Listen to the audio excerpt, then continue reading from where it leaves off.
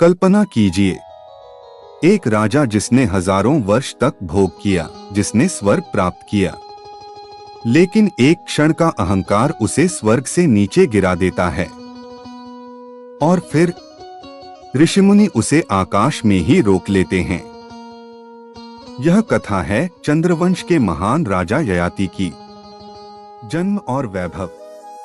राजा ययाति राजा नहुष के पुत्र थे। वे पराक्रमी, धर्मात्मा और प्रजावत्सल राजा थे। उनके राज्य में सुख शांति थी। उन्होंने गुरु शुक्राचार्य की पुत्री देवयानी से विवाह किया। बाद में परिस्थितियोंवश उन्होंने असुरराज वृषपर्वा की पुत्री शर्मिष्ठा को भी पत्नी रूप में स्वीकार किया। शाप और वृद्धावस्था। जब शुक्राचार्य को पता चला कि ययाति ने शर्मिष्ठा को भी पत्नी बनाया है तो वे क्रोधित हो गए। उन्होंने ययाति को शाप दिया, तुम अभी इसी क्षण वृद्ध हो जाओ। क्षण भर में ययाति बूढ़े हो गए, परंतु उनके भीतर भोग की इच्छा अभी भी जीवित थी। उन्होंने विनती की, गुरुदेव कोई उपाय बताइए। शुक्राचार्य ने कहा, यदि तुम्हारा कोई पुत्र अपनी युवावस्था तुम्हें दे दे तो तुम फिर युवा हो सकते हो। पुत्रों की परीक्षा। ययाति ने अपने पुत्रों से कहा कि वे अपनी युवावस्था उन्हें दे दें। उनके पुत्रों में से अंततः सबसे छोटे पुत्र पुरु ने पिता की आज्ञा मान ली।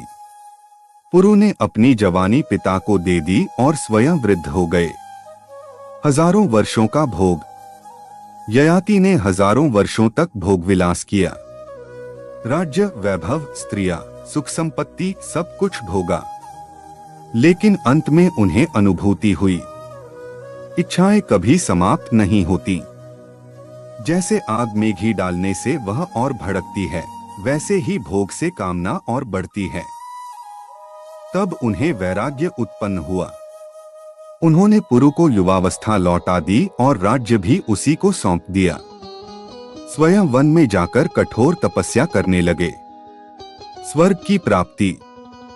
तपस्या और पूर्व पुण्य के प्रभाव से ययाति स्वर्गलोक पहुंचे। देवताओं ने उनका स्वागत किया, लेकिन कुछ समय बाद उनके मन में अहंकार उत्पन्न हुआ। वे सोचने लगे, मेरे समान पुण्यात्मा कौन है? मैंने महान यज्ञ किए हैं, महान तप किया है। बस यही अहंकार पतन का कारण बना। स्वर्ग से पतन। देवताओं ने कहा, हे ययाति, अहंकार ने तुम्हारा पुण्य क्षीण कर दिया है। और वे स्वर्ग से नीचे गिरने लगे। वे आकाश से पृथ्वी की ओर गिर रहे थे। ऋषियों ने बीच में रोका। मार्ग में कुछ महान ऋषिमुनि तप कर रहे थे।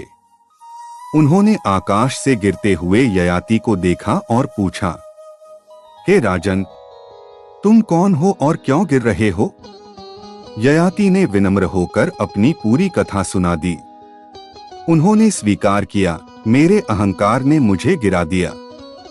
ऋषि उनकी विनम्रता से प्रसन्न हुए। उन्होंने कहा, सत्य स्वीकार करना ही महान तप है। ऋषियों ने अपने तप का कुछ भाग उन्हें प्रदान किया। तभी ययाति आकाश में ही रुक गए। उन्हें पुनः दिव्य लोक की प्राप्ति हुई। कथा की महान शिक्षा।